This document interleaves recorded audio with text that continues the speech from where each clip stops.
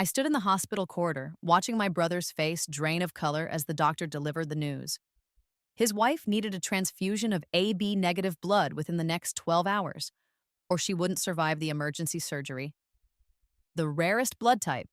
Only 1% of the population had it.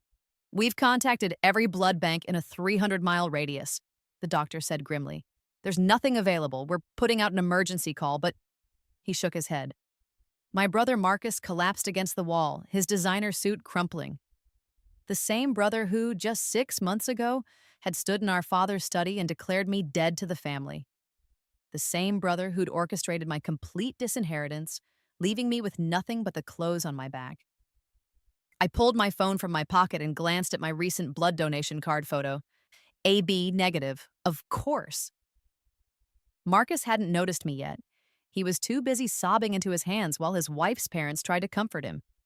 His wife, Serena, the woman he'd chosen over his own sister, the woman who'd convinced him I was plotting to steal his inheritance, the woman who'd laughed as security threw me out of my childhood home. I turned and walked toward the exit. My heels clicked against the linoleum, each step taking me further from the panic behind me. Just as I reached the doors, I heard someone scream my name. Vivian! Oh my God, Vivian! I kept walking. 6 months. That's all it had been since the day Marcus disowned me.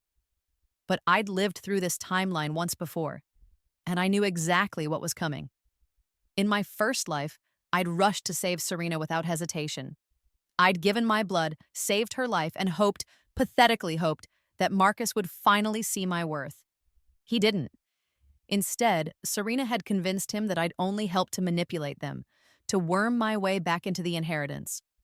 Within a year, they'd destroyed my reputation so thoroughly that I couldn't find work anywhere in the city. I'd died at 32, alone and forgotten, in a rundown apartment after years of illness I couldn't afford to treat.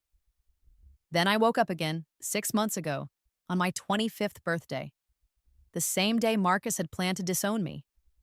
This time, I didn't fight it. I didn't beg or plead or try to explain that Serena was lying about me. I simply smiled, signed the papers, and walked out with my head high. Because this time, I knew what they didn't. That in exactly 6 months, Serena would need my blood to survive. And this time, I had other plans. Vivian, please! Marcus had caught up to me in the parking lot. His face was red and blotchy, his perfect composure completely shattered. Please, I know you hate me, but Serena, she's dying. The doctor said you were here for a checkup, that you're AB negative too. You're the only match we can find. I turned slowly, taking in his desperate expression. In my first life, I'd never seen Marcus cry. He'd always been the golden child, handsome, successful, cruel, in that casual way that came from never having to struggle for anything. I don't know anyone named Serena, I said calmly. My wife. You know who she is. Your wife? I tilted my head. I wouldn't know. I don't have a brother. The words hit him like a physical blow. He actually staggered back. Vivian, I'm sorry. I'm so sorry for everything. I was wrong. You're mistaking me for someone else, I said. I'm an only child. Have been ever since my brother legally disowned me and declared me dead to the family. Perhaps you should check with him? Oh, wait. I smiled. That's you, isn't it? This isn't about me? He was practically screaming now, drawing stares from people loading into their cars. Serena will die? Then perhaps, I said softly, you should have thought about that before you believed her lies about me. Before you let her convince you that your own sister was your enemy. Before you stood in front of our entire family and said I was nothing to you. I turned to leave again, but Marcus grabbed my arm. His grip was desperate, painful. I'll do anything, he said. Anything you want. Money, the house, the company shares, everything I took from you, it's yours. Just please save her. In my first life, those words would have meant everything to me. But I'd learned the hard way that Marcus's promises were worth less than nothing. He'd made the same offer after I saved Serena the first time, then reneged on every word once she recovered. Let go of me, I said quietly, or I'll call security. He released me immediately, falling to his knees in the parking lot. Please, Vivian, please. I know I don't deserve your help. I know I've been a terrible brother, but she's innocent in this. Innocent? I laughed, and the sound was sharp enough to cut. Serena is innocent? The woman who planted fake evidence that I was embezzling from father's company? Who hired someone to seduce me, then edited the photos to make it look like I was selling myself? Who whispered poison in your ear every single day until you believed your own sister was your worst enemy? That Serena? Marcus's face went white. How did you— No, I finished. Because unlike you, I actually pay attention. I hired a private investigator the day after you threw me out. I have recordings, Marcus, videos, financial records, everything. This was partially true. In my first life, I discovered all of this too late after Serena had already destroyed me. This time, I'd started gathering evidence the moment I woke up in the past. Then why didn't you tell me? He whispered. Tell you? I laughed again. When would I have done that? When you were screaming at me that I was a worthless leech? When you were signing the papers to disown me? When security was dragging me out of my own home while Serena smirked behind your shoulder? You made your choice, Marcus. You chose to believe a woman you'd known for 2 years over the sister who raised you after Mom died. That hit home. I saw him flinch, remembering. I'd been 8 when our mother passed. Marcus was only 3. Our father had thrown himself into work to cope with his grief, leaving me to become mother, sister, and protector all at once. I'd walked Marcus to school every day, helped him with homework, held him through nightmares, cheered at every soccer game and school play. And he'd thrown me away like garbage the moment a beautiful woman whispered the right lies in his ear. I'm sorry, he said again, still on his knees. Vivian, I'm so sorry. Your sorry doesn't change anything, I said. Your sorry doesn't erase 6 months of homelessness. Your sorry doesn't undo the reputation you destroyed. Your sorry doesn't bring back the job offers that were rescinded after you called every company in the city to blacklist me. Each word was true. In my first life, those 6 months had nearly killed me. This time, I'd been prepared. I'd hidden money away, used a different name, built my own path, but he didn't need to know that. I'll fix it, he said desperately. All of it. I'll call everyone. Tell them I lied. No, I said simply. You won't, because if you do, I'll release everything I have on Serena to the press. Every crime she's committed, every person she's hurt, every lie she's told. She'll go to prison, Marcus, for a very long time. But she's dying. Then you'd better hurry, I said. The doctor said 12 hours, didn't he? That's not much time to search for another donor. I got in my car, not the beaten-down Honda I'd driven in my first life, but a sleek Tesla I'd bought with the success of my new company. Marcus was still kneeling in the parking lot as I drove away, his shoulders shaking with sobs. 3 hours later, my phone had over 200 missed calls. Marcus, of course, but also my father, various relatives, even some of Serena's family. The news had spread quickly.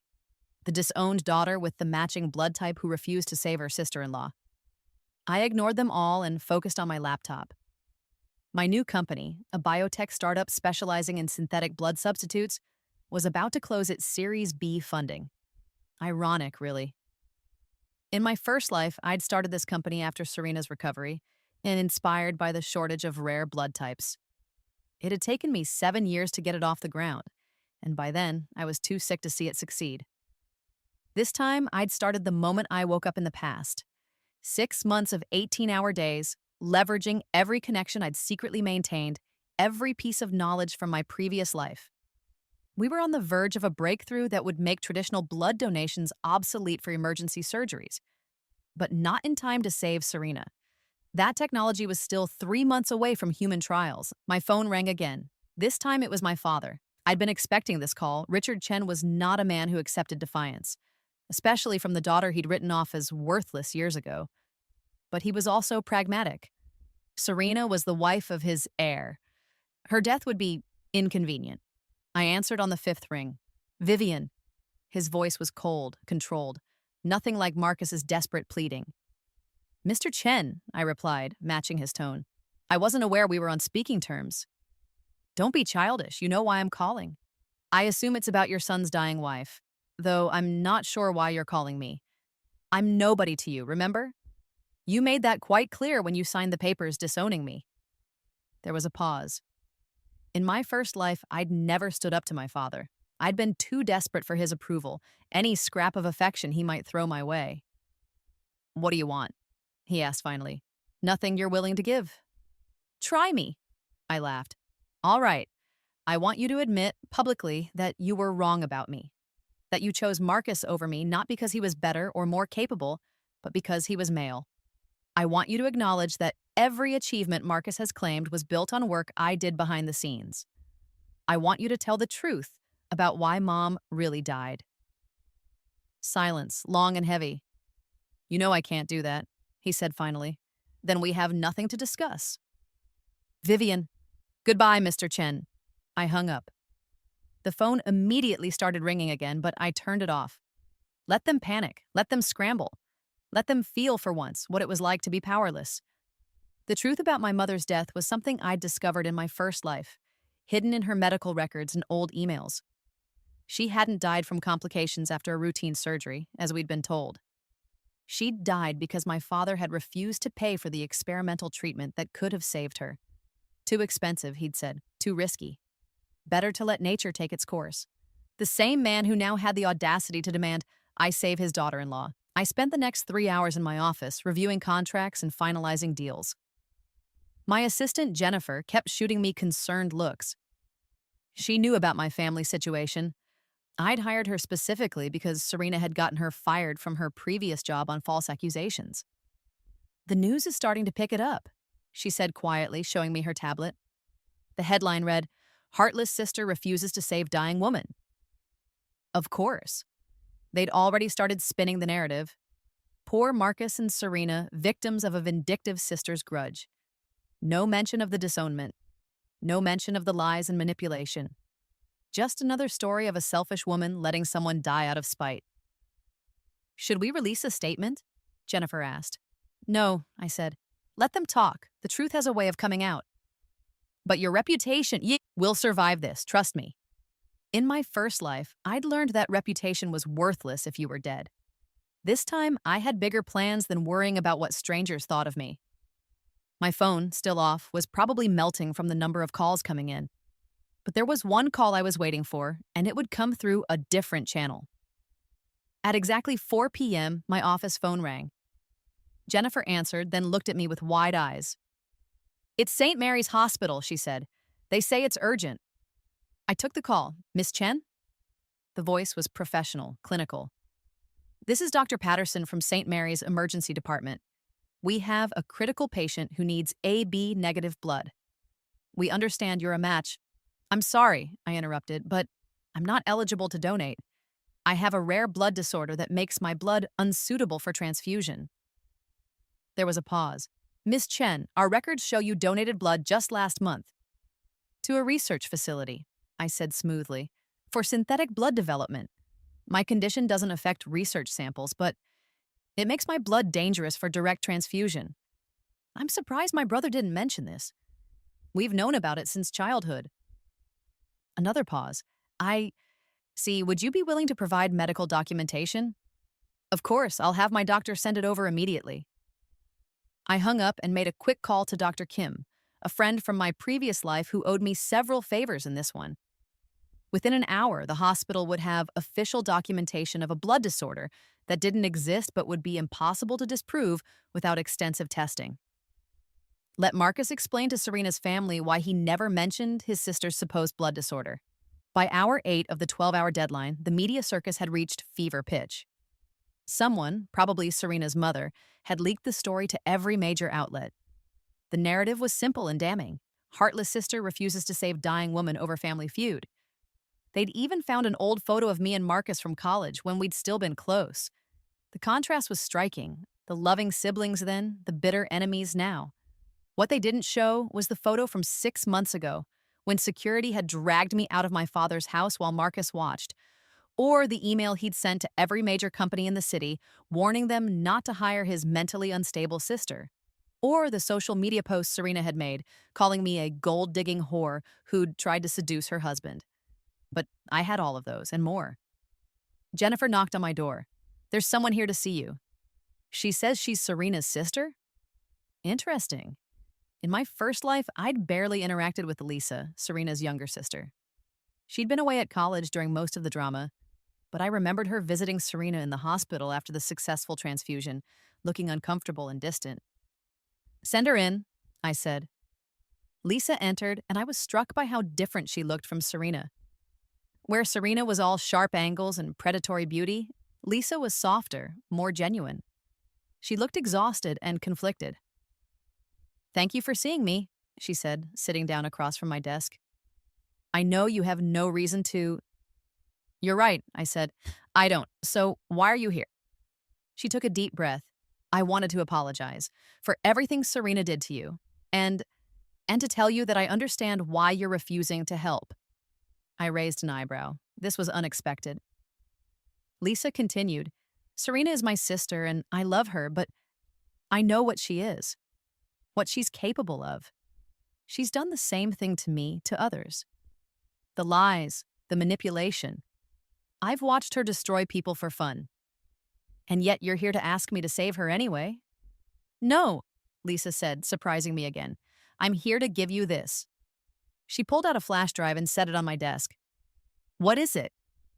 Every email, text, and recording of Serena planning what she did to you, including the conversations where she laughed about how stupid Marcus was to believe her, how she was going to take everything from your family once she had him completely under her control.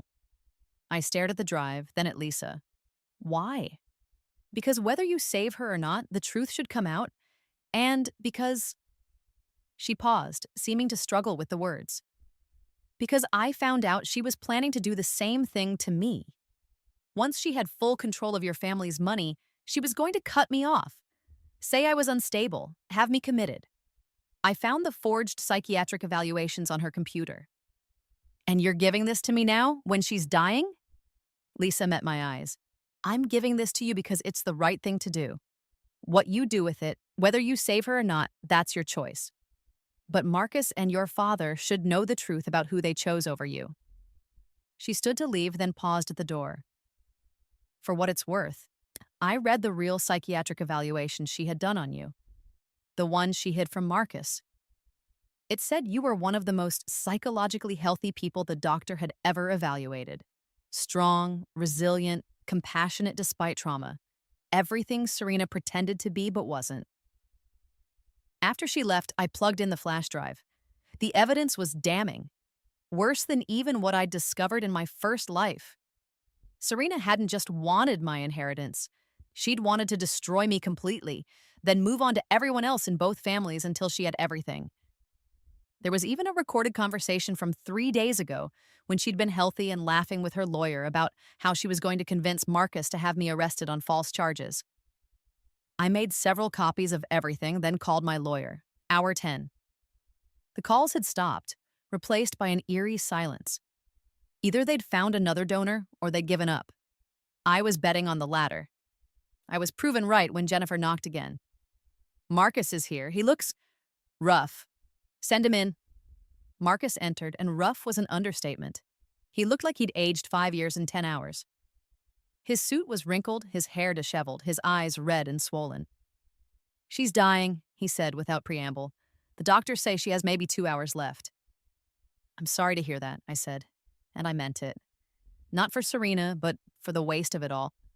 In my first life, she'd lived another 10 years after the transfusion, spreading misery wherever she went.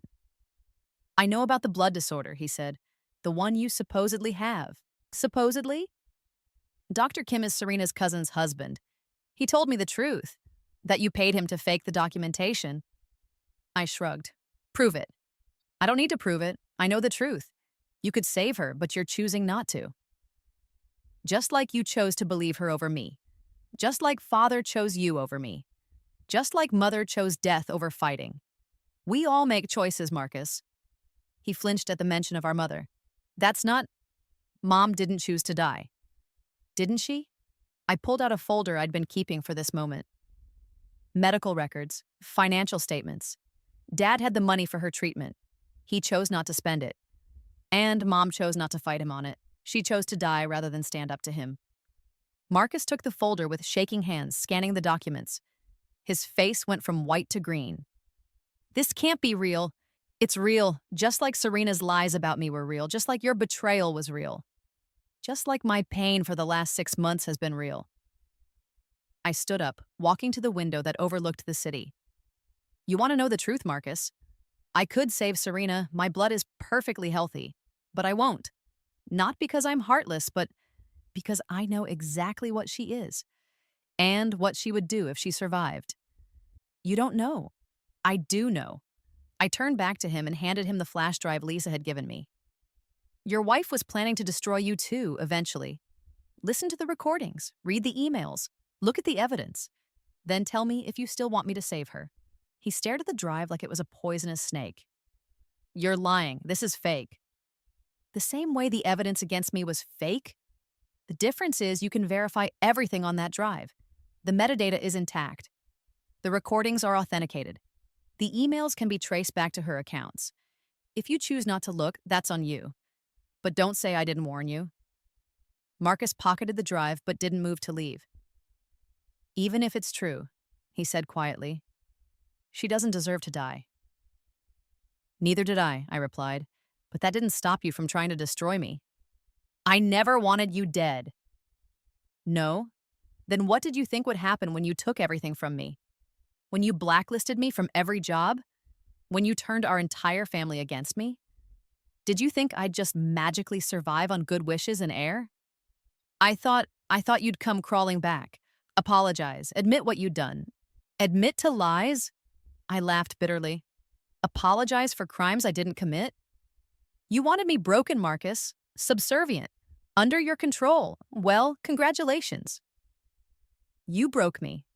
But I put myself back together, and this new version of me, she doesn't owe you anything. Vivian, please, get out. She has less than 2 hours. Then you'd better hurry if you want to say goodbye. He stood there for another moment, tears streaming down his face. The brother I'd raised, loved, protected for 22 years. The brother who'd thrown me away like garbage. I loved you, he said quietly. Despite everything, I loved you. You were my sister. Were, I repeated. Past tense. Because you killed that sister 6 months ago when you disowned her. I'm someone else now. Someone who survived what you did to her. And this person? She doesn't have a brother. Marcus left without another word. I watched from my window as he stumbled to his car, clutching the flash drive. He would listen to it, I knew. His curiosity wouldn't let him ignore it. And when he learned the truth about Serena, it would destroy him. Just like he'd destroyed me. Serena died at 11:47 p.m., 13 minutes before the 12-hour deadline. I know because the news alert popped up on my phone while I was in a meeting with potential investors. I silenced it and continued my presentation, securing another $10 million in funding for my synthetic blood project. The irony wasn't lost on me. In 3 months, my company would launch a product that would save thousands of people with rare blood types. But I wouldn't save the one person who tried to destroy me. The funeral was 3 days later. I didn't attend, but Jennifer did, at my request. She reported back that it was a small affair. Serena's family was there, of course, but notably absent were many of Marcus's friends and business associates. Word had gotten out about the flash drive's contents. Marcus had made the mistake of confronting Serena's lawyer about the false charges she'd been planning, and the lawyer had immediately distanced himself, releasing a statement that he'd been unaware of any illegal activity. The media narrative shifted overnight. Suddenly, I wasn't the heartless sister who'd let someone die. I was the victim who'd been pushed too far. Op-eds were written about the limits of familial obligation. Psychologists weighed in on trauma and survival. The story went viral on social media with the hashtag #SheHadItComing. I didn't comment on any of it. I had work to do. A week after the funeral, my father called again. The board wants you back, he said without preamble. The board can want whatever it likes. I'm not interested. You own 15% of the company through your mother's trust. The shares Marcus tried to steal revert to you now that his marriage is over. I'd known about the shares, of course. In my first life, I'd never gotten them back. Marcus and Serena had found a loophole, some technicality that let them keep control. This time, I'd had my lawyers ready. I'll attend board meetings, I said, but I won't work for you. I have my own company now. The Blood Substitute Project. I've been following it. Impressive work. No thanks to you. There was a pause. I was wrong about you, Vivian. I see that now. Do you? Or do you just see that Marcus is broken and you need a new heir? That's unfair. Is it? Tell me, Father, if Serena had survived, if that flash drive had never surfaced, would you be calling me right now? Would you care that you were wrong about me? His silence was answer enough. I'll see you at the next board meeting, I said, and hung up. Marcus tried to contact me several times over the following weeks. Letters, emails, messages through mutual acquaintances. I ignored them all until one arrived that made me pause. It wasn't from Marcus, it was from his therapist. Miss Chen, I'm writing with your brother's permission to inform you that he's been admitted to a psychiatric facility for intensive treatment. He wanted you to know that he's finally getting help for the issues that allowed him to be manipulated so thoroughly. He's also wanted me to tell you that he's removed himself from your father's will and transferred all his assets to a trust in your name. He says he doesn't expect forgiveness, but he wanted to start making amends. If you're ever willing, he would like the opportunity to apologize properly. I stared at the letter for a long time. In my first life, Marcus had never taken responsibility for anything. He'd blamed me until the day I died, convinced that I was the villain in his story. This was different. I wrote back a single line. When he's better, we can talk.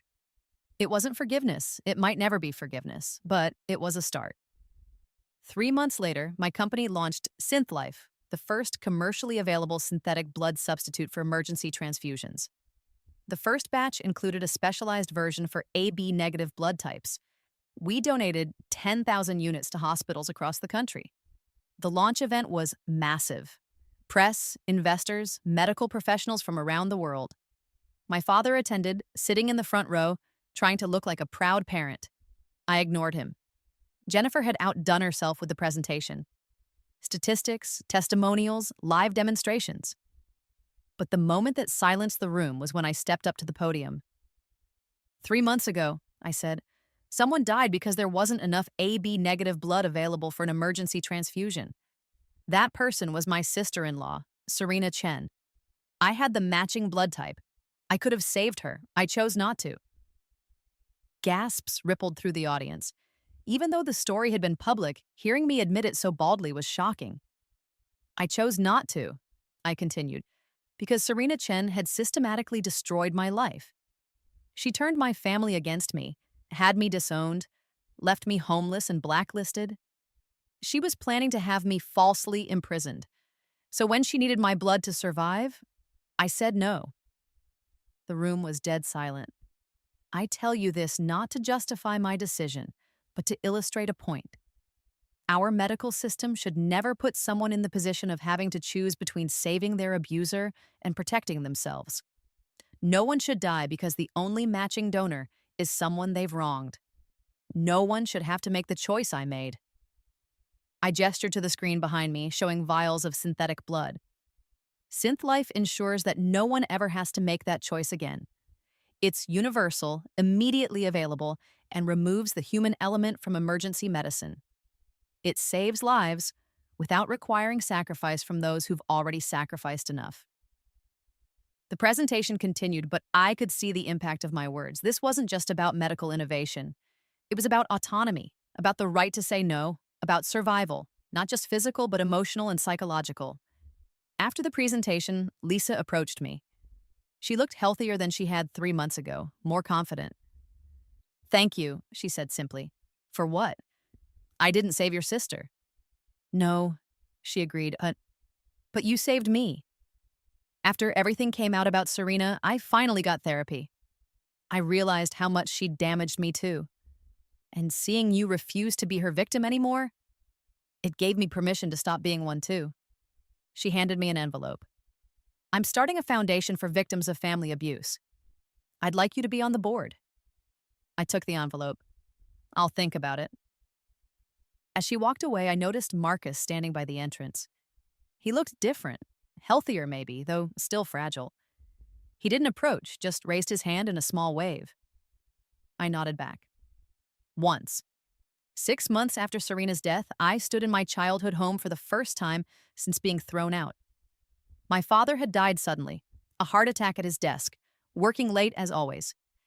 He'd left everything to me, the house, the company, all of it. Marcus was there too, helping to sort through papers. We worked in silence for hours before he finally spoke.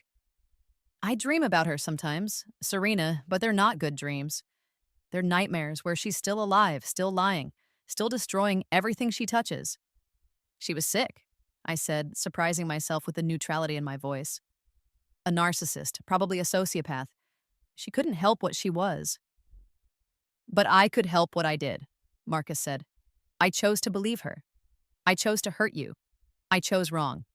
Yes, I agreed, you did. The therapist says I have to live with that. That forgiveness from you isn't the goal. Living with what I did and becoming better is. Your therapist sounds smart. She is. He pulled out a photo from one of the boxes. Us as children with our mother. Do you think Mom would forgive me? I looked at the photo. Our mother's smile was exactly as I remembered it. Warm but sad, loving but distant. I think, I said carefully, that Mom would want us to stop destroying each other. She'd want us to learn from our mistakes and do better. Are we doing better? I am, I said. The jury's still out on you. He laughed, short and bitter. Fair. We continued sorting in companionable silence. Not siblings exactly, not yet. Maybe not ever. But two people who'd survived the same war, even if we'd been on opposite sides. I have something for you, Marcus said eventually, pulling out a wrapped package. I've been carrying it around for months, waiting for the right time. I opened it. Inside was our mother's jade bracelet, the one she'd worn every day until she died, the one I'd thought was lost forever. Serena had hidden it, he explained. She knew how much it meant to you. She was keeping it as leverage for later. I found it when I was going through her things. I slipped the bracelet on. It was cool against my skin, familiar and foreign at once. Thank you, I said. It's not enough. It'll never be enough, but it's a start. Yes, I agreed. It's a start. 2 years later, my synthetic blood had saved over 100,000 lives worldwide. The company was valued at $2 billion. I'd bought out my father's company and merged it with mine, creating a biomedical empire that rivaled anything he'd ever dreamed of. Marcus had found his own path, working as a counselor for victims of manipulation and abuse. He'd become an expert in recognizing the signs he'd missed, helping others avoid the trap he'd fallen into. We had dinner once a month, not as siblings, but as two people trying to build something from the ashes of what we'd destroyed. Lisa's foundation had helped thousands of people escape abusive family situations. She'd insisted on naming it after me despite my protests. The Vivian Chen Foundation for Family Violence Survivors had a nice ring to it, she said. I stood in my office, looking out at the city where I'd once been homeless and hopeless. The jade bracelet caught the light, reminding me of everything I'd lost and found and lost again. My phone buzzed with a news alert.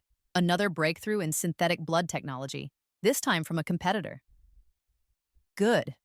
Competition would drive innovation, save more lives. I thought about Serena sometimes. Not with anger anymore, just a sort of distant pity. She'd had everything, beauty, intelligence, charisma, and she'd used it all for destruction. What a waste of potential. But mostly, I thought about the future. About the lives that would be saved because I'd refused to sacrifice myself for someone who'd tried to destroy me. About the strength that comes from saying no, from choosing yourself, from surviving. The phone rang. Another hospital, another emergency, another life hanging in the balance.